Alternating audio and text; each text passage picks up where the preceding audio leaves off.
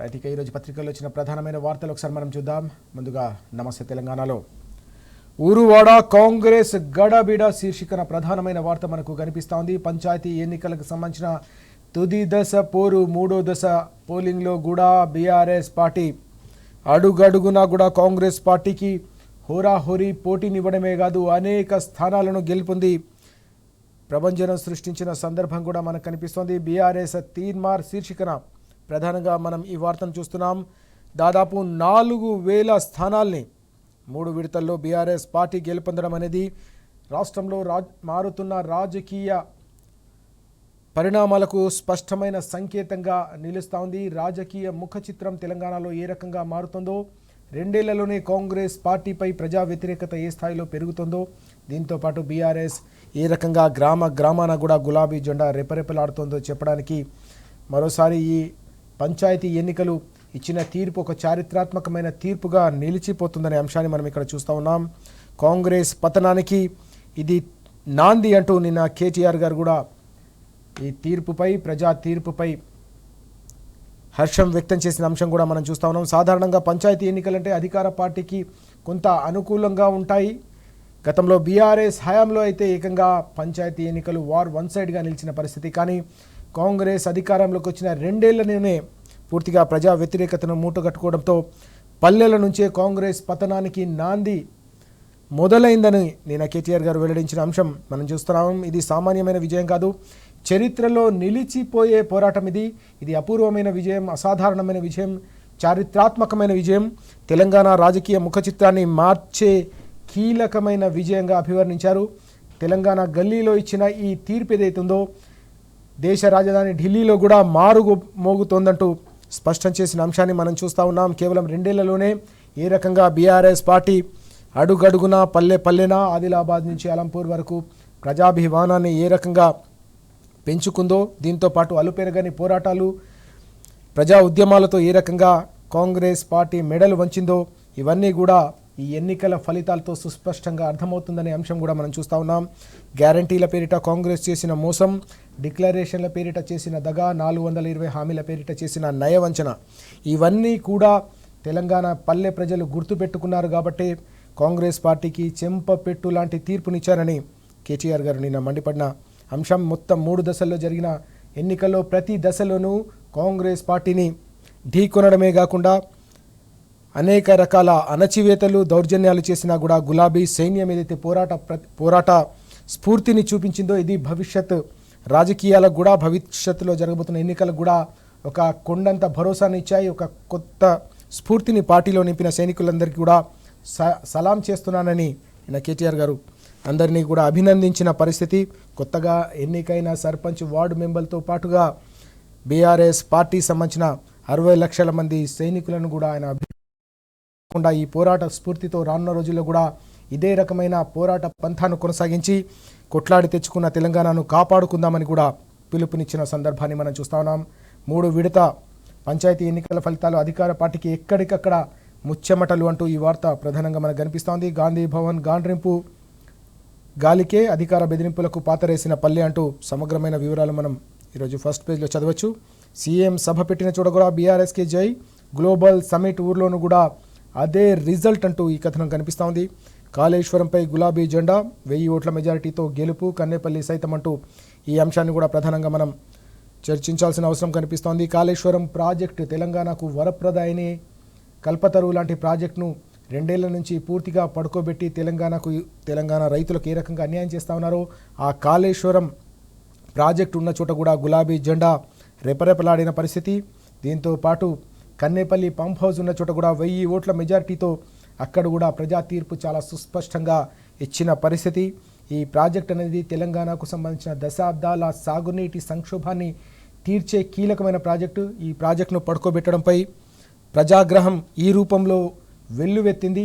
ప్రభుత్వం చేస్తున్న నిర్లక్ష్యం కావచ్చు, కాళేశ్వరంపై పెట్టుకున్న రాజకీయ కక్ష ఏదైతుందో దీనికి చెంపపెట్టు లాంటి తీర్పును ఆయా ప్రాజెక్టు పరిధిలోని బ్యారేజీలు కావచ్చు, పంప్ హౌస్లు ఉన్న గ్రామాల్లో కూడా పెద్ద ఎత్తున ప్రజలు ప్రభుత్వానికి సంబంధించిన నిర్ణయాన్ని తీవ్రస్థాయిలో తమ ఓటు రూపంలో తప్పుపట్టారనే అంశం కూడా ఇక్కడ ప్రధానంగా మనకు కనిపిస్తోంది. సగం గ్రామాలను కూడా గెలవడానికి అధికార పార్టీ ఆపసోపాలు అంటూ ఈ వార్త. పలుచోట్ల దాడులు, దౌర్జన్యాలు, ఎన్నికల్లోనూ ఆకృత్యాలు అంటూ అంశాన్ని మనం చూస్తున్నాం. ఇక కీలకమైన కరీంనగర్ జిల్లా పైడిపల్లిలో గాల్లోకి కాల్పులు, లాఠీ చార్జ్ అనే వార్త కూడా కనిపిస్తూ ఉంది. ప్రతిఘటించిన బీఆర్ఎస్ కార్యకర్తలపై తీవ్రమైన నిర్బంధం. ములుగు జిల్లా ఇంచర్లలో కరెంట్ కట్ చేసి కౌంటింగ్ అంటూ అంశాన్ని మనం చూస్తున్నాం. కాంగ్రెస్ కుట్రలు, మిట్టపల్లి కౌంటింగ్ హాల్లోకి నకిలీ పేపర్లు అంటూ వార్త. 100 కోట్లతో సమ్మిట్ జరిపిన చోట కూడా కాంగ్రెస్ పరాభవం ఎదుర్కోవడం అనేది మరో కీలకమైన పరిణామం. ఇటీవల జరిగిన గోబల్స్ సమ్మిట్ ఏదైతే జరిగిందో దానిపై కూడా అక్కడ జరిగిన చోట కూడా కాంగ్రెస్కు పరాభవం తప్పలేదంటే ప్రజా చైతన్యం ఏ రకంగా వెల్లు విరుస్తుందో అర్థమవుతుందనే అంశాన్ని మనం ఇక్కడ చూస్తూ ఉన్నాం. పైలట్ గ్రామాల్లో కాంగ్రెస్కు షాక్, ఎగిరిన గులాబీ జెండా. ఎమ్మెల్యేలు, ముఖ్య నేతల గ్రామాల్లోనూ కాంగ్రెస్ ఓటమి. మంత్రి వాకిటి సొంత మండలంలో కాంగ్రెస్కు చుక్కెదురు అంటూ పరిణామాలన్నీ కూడా ఎన్నికల ఫలితాలకు సంబంధించిన సమగ్రమైన వివరాలు మనకు ఈరోజు నమస్తే తెలంగాణలో కనిపిస్తూ ఉన్నాయి. బీఆర్ఎస్ దాదాపు 4,000 చోట్ల గెలుపొందడం, అది కూడా అధికార పార్టీ ఎన్ని రకాల ప్రలోభాలు పెట్టినా, దౌర్జన్యాలు చేసినా, అరాచక పర్వానికి దిగినప్పటికీ కూడా బీఆర్ఎస్ ఇన్ని స్థానాలు గెలవడం అనేది తెలంగాణ రాజకీయ ముఖ చిత్రం మారుతుందనడానికి ఒక స్పష్టమైన సంకేతం. భవిష్యత్తులో పూర్తి స్థాయిలో కాంగ్రెస్కు పంచాయతీ ఎన్నికలతో మొదలైన ఈ పరాభవం ఏదైతే ఉందో వచ్చే స్థానిక సంస్థల ఎన్నికల్లో, ఆ తర్వాత జరిగే మున్సిపల్ ఎన్నికల్లో కూడా కొనసాగుతుందన్న సంకేతం ఈ ఎన్నికల ద్వారా స్పష్టంగా వెల్లడైందని కేటీఆర్ గారు స్పష్టం చేసిన అంశం కూడా మనకు ఇవాళ కనిపిస్తూ ఉంది. గోడ దూకిన ఎమ్మెల్యేలకు స్పీకర్ క్లీన్ చిట్ శీర్షికన ప్రధానమైన మరో వార్త కూడా ఈరోజు పత్రికల్లో కనిపిస్తూ ఉంది. 5గురిపై అనర్హత వేటు అవసరం లేదంటూ నిర్ణయం. బీఆర్ఎస్ పార్టీ ఫిర్యాదులను తోసిపుచ్చిన శాసనసభ స్పీకర్. ఫిరాయింపుపై ఎలాంటి ఆధారాలు లేవని తుది తీర్పు. హర్యానాలో ఒకలా, తెలంగాణలో మరోలా కాంగ్రెస్ పార్టీ తీరు అంటూ ఈ వార్త. అక్కడ ఫిరాయింపు ఎమ్మెల్యేలపై చర్యలకు కాంగ్రెస్ డిమాండ్ చేస్తే ఇక్కడ మాత్రం నాలుక మడత పెట్టిన అంశం ప్రధానంగా ఈరోజు పత్రికల్లో కనిపిస్తూ ఉంది. నేడు మరో 3గురిపై కూడా తీర్పు. అయితే ఈ మొత్తం వ్యవహారంపై బీఆర్ఎస్ వర్కింగ్ ప్రెసిడెంట్ కేటీఆర్ గారు తీవ్రస్థాయిలో ఆగ్రహం వ్యక్తం చేసిన అంశం కూడా మనం చూస్తూ ఉన్నాం. అసెంబ్లీ సాక్షిగా, రాష్ట్ర అత్యున్నత చట్టసభ అయిన అసెంబ్లీ సాక్షిగా ప్రజాస్వామ్యం ఖూనీ చేసింది కాంగ్రెస్ పార్టీ అంటూ ఆయన తీవ్ర స్థాయిలో విరుచుకుపడ్డారు. రాజ్యాంగంపై రాహుల్ గాంధీకి ఏమాత్రం గౌరవం లేదని మండిపడ్డారు కేటీఆర్ గారు. అంశాన్ని మనం చూస్తున్నాం. ఉప ఎన్నికలకు భయపడే అనర్హత వేటు వేయలేదంటూ కూడా స్పష్టం చేశారు. పంచాయతీ ఎన్నికల్లో ప్రజా వ్యతిరేకత వెల్లువెత్తుతున్న నేపథ్యంలోనే ఉప ఎన్నికలకు భయపడి ప్రజా తీర్పు కోరడానికి సిద్ధంగా లేదు కాబట్టి ఈ రకంగా ప్రజాస్వామ్యాన్ని ఖూనీ చేశారంటూ ఆయన మండిపడిన అంశం. ప్రజాక్షేత్రంలో ఫిరాయింపు ఎమ్మెల్యేలు ఎప్పుడో అనర్హులైపోయారు. క్షేత్రస్థాయిలో పల్లె ప్రజలు వారిని ఎప్పుడో కూడా అనర్హులుగా ప్రకటించేశారు. కేవలం ఇక్కడ జరిగే తతంగంతో జరిగే ఏమీ లేదంటూ కూడా ఆయన మండిపడిన అంశం.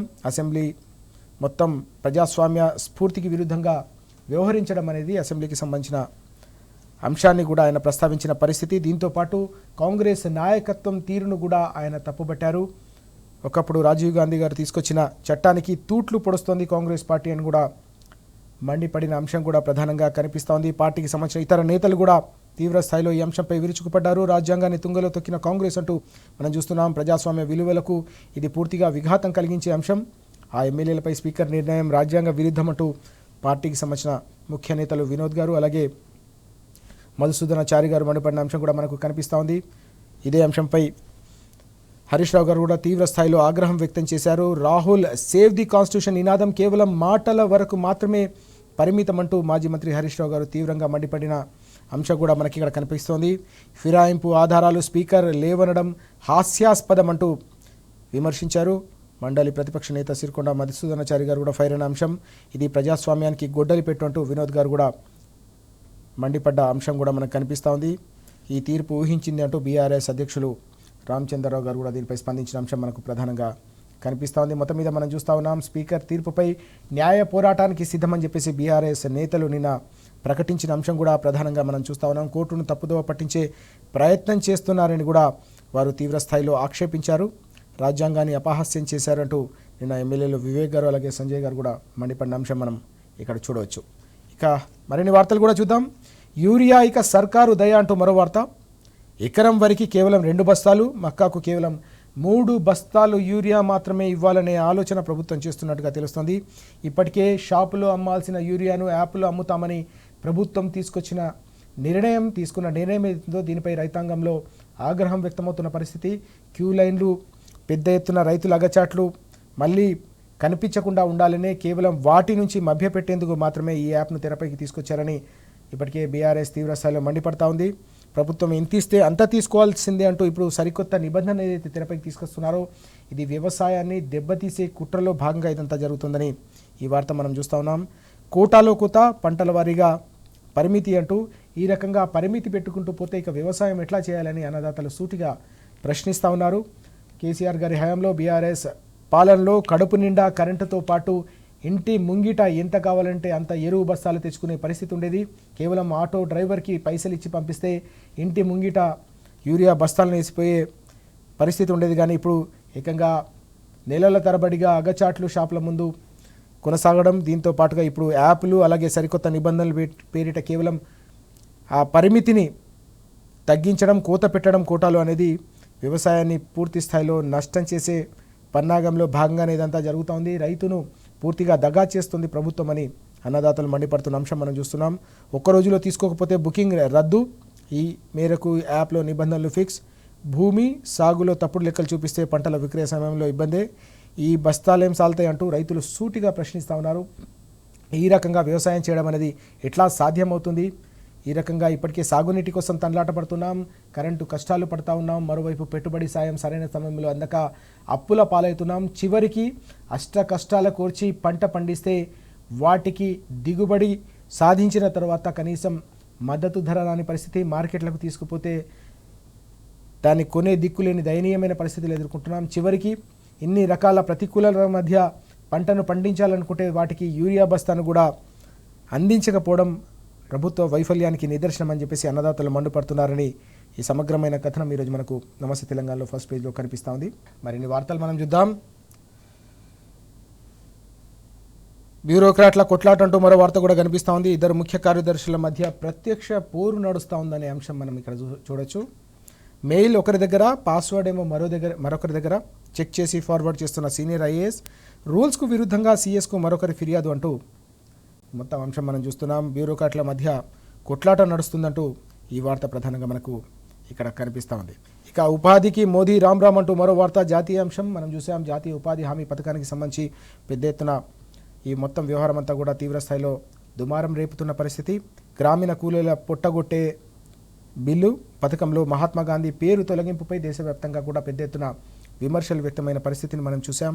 హక్కుగా ఉన్న పని దినాలు ఇక కేంద్రం ఇష్టమంటూ ఈ కొత్త మెలిక ఏదైతే కేంద్ర ప్రభుత్వం పెడుతుందో దానిపై కూడా గ్రామాన కూడా అభ్యంతరం వ్యక్తమవుతుంది. అనేక రాష్ట్ర ప్రభుత్వాలు అలాగే ప్రాంతీయ పార్టీల నేతలు కూడా తీవ్రస్థాయిలో అభ్యంతరం వ్యక్తం చేస్తూ ఉన్నారు.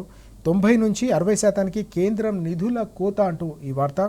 గ్రామీణ ప్రాంతంలో ఉపాధి కోసం గ్రామీణ ప్రాంతాల్లో ప్రజలకు పని కల్పించాలన్న ఉద్దేశంతో తీసుకొచ్చిన ఈ పథకాన్ని కూడా బీజేపీ సర్కార్, కేంద్రంలోని బీజేపీ సర్కార్ నీరుగారుస్తుంది, నిర్వీర్యం చేస్తుందంటూ ఈ అంశం పార్లమెంట్ను కూడా కుదిపేస్తున్న అంశం మనం చూస్తూ ఉన్నాం. 90 నుంచి 60% కేంద్రం నిధుల కోత, రాష్ట్రాలను ఎత్తిన 1000 కోట్ల అదనపు భారం అంటూ ఈ అంశాన్ని మనం ప్రధానంగా చూడవచ్చు. దీనిపై పెద్ద ఎత్తున దేశవ్యాప్తంగా కూడా అనేక చోట్ల తీవ్ర స్థాయిలో విమర్శలు వ్యక్తమవుతున్న పరిస్థితి కూడా మనకు క్షేత్రస్థాయిలో కనిపిస్తూ ఉంది.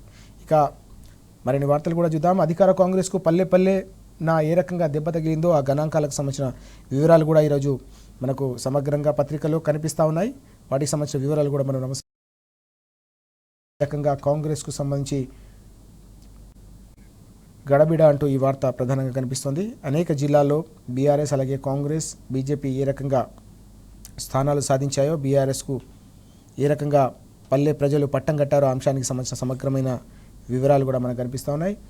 అలాగే అధికారంలో ఉన్న అత్యవసర స్థానాలు అంటూ ఈ వార్త కూడా చూడొచ్చు.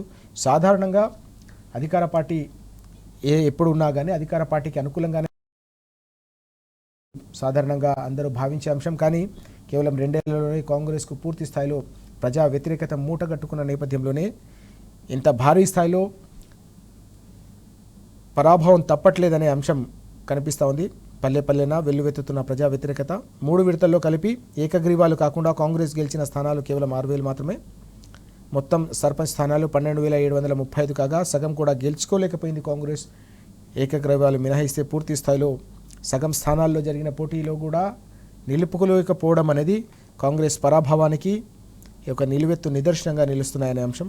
2019లో ఎన్నికల్లో గులాబీకి ఏకంగా 68% గ్రామ పంచాయతీలు అంటే మనం ఊహించుకోవచ్చు ఏ రకంగా గతంలో జరిగాయి. ప్రస్తుతం కాంగ్రెస్ కేవలం 19% మాత్రమే పరిమితం కావడం అంటే ఇది స్పష్టమైన సంకేతం. ఇప్పుడు పంచాయతీ ఎన్నికలతో మొదలైన బీఆర్ఎస్ ప్రభంజనం ఏదైతే ఉందో వచ్చే స్థానిక సంస్థల ఎన్నికలు ఆ తర్వాత జరిగే మున్సిపల్ ఎన్నికల్లో కూడా కొనసాగబోతుందనడానికి ఇది ఒక సంకేతంగా నిలుస్తుందని ఇప్పటికే రాజకీయ విశ్లేషకులు కూడా అంచనా వేస్తున్న పరిస్థితి మనకు కనిపిస్తోంది. నేడు అధికారంలో ఉన్న మెజారిటీ స్థానాలు గెలవలేకపోవడం అనేది స్పష్టమైన వైఫల్యం కాంగ్రెస్ పార్టీది. కేవలం 46% స్థానాలకే పరిమితం. ఎదురు నిలిచి సత్తా చాటిన బీఆర్ఎస్ అంటూ ఈ వార్త ఏ రకంగా అడుగడుగునా కూడా బీఆర్ఎస్ సైనికులు పోరాడారు. అనేక రకాల ప్రలోభాలకు గురి చేసిన, దౌర్జన్యాలు చేసిన, చివరికి హత్యా రాజకీయాల వరకు పరిణామాలను తీసుకెళ్లినా కూడా వీరోచితంగా పోరాడిన బీఆర్ఎస్ సైనికులకు సలాం అంటూ కేటీఆర్ గారు కూడా అందరినీ అభినందించారు. వారి స్ఫూర్తిని తప్పకుండా రానున్న ఎన్నికల్లో కూడా కొనసాగిస్తామని స్పష్టం చేసిన పరిస్థితి. తప్పకుండా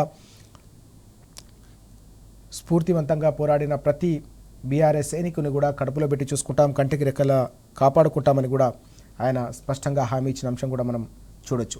ఇక ఒకసారి తెలంగాణ టుడే చూద్దాం. తెలంగాణ టుడేలో constitutional norms go for a toss అంటూ వార్త. Speaker rejects plea to disqualify 5 MLAs, BRS to move to supreme court అంటూ ఈ కథనం కనిపిస్తోంది. BRS working president KTR said the protection of defectors despite their public admission of switching for development exemplified the Congress. He accused the Congress of delaying action on disqualification due to fear of by-elections amid growing public backlash against Revanth Reddy's government, particularly evident during recent panchayat ఎన్నికల్లో తీవ్రమైన పరాభవం ఎదురైన నేపథ్యంలోనే ఉప ఎన్నికలు వెళ్లాలంటే ప్రభుత్వం జంకుతోంది. గ్రామీణ ప్రాంతాల్లో పూర్తిగా కాంగ్రెస్ పార్టీపై ప్రజా వ్యతిరేకత వెల్లువెత్తుతున్న నేపథ్యంలో ఇప్పుడు గనక ఉప ఎన్నికలు వస్తే కాంగ్రెస్ నామరూపాలు లేకుండా కొట్టుకుపోతుందనే ఆందోళనతోనే ఈ రకంగా అనర్హత వేయకుండా వారిని కాపాడే ప్రయత్నం చేస్తుంది కాంగ్రెస్ అంటూ మండిపడ్డ అంశం కనిపిస్తోంది. రాహుల్ గాంధీ రాజ్యాంగ కాపీని, పుస్తకాన్ని చేతిలో పట్టుకుని తిరిగితే సరిపోదు, ఆ విలువలు కూడా పాటించాలని కూడా ఆయన ఆక్షేపించిన అంశం కూడా మనకు కనిపిస్తుంది. The decision comes despite the Congress led by Rahul Gandhi repeatedly projecting itself as a defender of the sanctity of the Constitution, even as its handling of the defection issue had from the outset signaled a strategy of delay and reliance on procedural technicalities to wriggle out of an uncomfortable situation అంటూ మండిపడిన అంశం కూడా మనకు కనిపిస్తోంది. Grave constitutional violation అంటూ హరీష్ రావు గారు కూడా తీవ్ర స్థాయిలో మండిపడిన అంశం కూడా మనం చూడొచ్చు. Stating the degradation of the constitutional institutions for political gains was something only the Congress government under Chief Minister A. Revanth Reddy seems capable of doing అంటూ ఆయన విరుచుకుపడిన అంశం కూడా ప్రధానంగా మనకు ఇక్కడ కనిపిస్తోంది. ఇక మరొక కీలకమైన అంశం విద్యా రంగానికి సంబంధించి TG tops in government schools with 0 students అంటూ దేశవ్యాప్తంగా గణాంకాలు ఏం చెప్తున్నాయో వాటికి సంబంధించిన వివరాలు ఇవి. Of 10,13,000 lakh government schools across India, 5,149 have no students at all, and more than 70% of these schools reporting zero enrollment in 2024 and 25 academic year are in Telangana and West Bengal అంటూ ఏ రకంగా తెలంగాణలో విద్యా ప్రమాణాలు పడిపోతా ఉన్నాయో, జీరో ఎన్రోల్మెంట్, ప్రభుత్వ పాఠశాలల్లో 0 enrolment జరుగుతుందంటేనే విద్యా ప్రమాణాలు పడిపోవడం వల్లే పల్లె ప్రజలు, గ్రామీణ ప్రాంతాల్లో ఉండే బీసీ, ఎస్సీ, ఎస్టీ, మైనార్టీలో ఉండే పేద విద్యార్థులు ఎవరైతే ఉన్నారో ఆ తల్లిదండ్రులంతా కూడా తమ పిల్లల్ని ప్రభుత్వ పాఠశాలకు పంపించకుండా ప్రైవేట్కు పంపిస్తూ ఉన్నారు. అందుకోసమే ఎన్రోల్మెంట్ 0 అవుతుంది, 0 వస్తుందనే అంశాన్ని ఇక్కడ ప్రధానంగా మనం చూస్తూ ఉన్నాం. The broader category of schools with less than 10% are 0 enrolment has also seen a sharp surge, reveals data by educational ministry in parliament అంటూ ఈ వార్త మనం చూస్తూ ఉన్నాం. విద్యా ప్రమాణాలు ఏ రకంగా 10 ఏళ్ల పాటు తెలంగాణలో విద్య కోసం పెట్టే పెట్టుబడి ప్రభుత్వానికి భారం కాదు, భవిష్యత్తుకు పెట్టే పెట్టుబడిగా కేసీఆర్ గారు అభివర్ణించిన సందర్భం. అందుకోసమే పేద విద్యార్థులకు సంబంధించిన చదువు కోసం గురుకులాల్లో ఏకంగా ₹1,00,000 పైగా ప్రతి విద్యార్థిపై ఖర్చు పెట్టి విద్యా ప్రమాణాలు పెంచడమే కాకుండా అత్యున్నత విద్యా సంస్థలతో పోటీ పడే విధంగా కార్పొరేట్ విద్యా సంస్థలకు ధీటుగా వారిని తీర్చిదిద్ది దేశంలోని అత్యున్నతమైన ఐఐటీలు, ఐఐఎంలు, ఇతర అత్యున్నత విద్యా సంస్థల్లో వారు ప్రవేశాలు సాధించే స్థాయికి విద్యార్థులను తీర్చిదిద్దితే ఇప్పుడు ఆ ప్రమాణాలన్నీ కూడా పడిపోతున్నాయి. చివరికి వారికి సరైన భోజన వసతి కూడా కల్పించలేని దయనీయమైన పరిస్థితులు ఉన్నాయనే అంశం మనం పత్రికల్లో ప్రధానంగా మనం చూస్తూ ఉన్నాం. ఇవి ఈరోజు న్యూస్ పేపర్స్లో వచ్చిన ప్రధానమైన వార్తలు.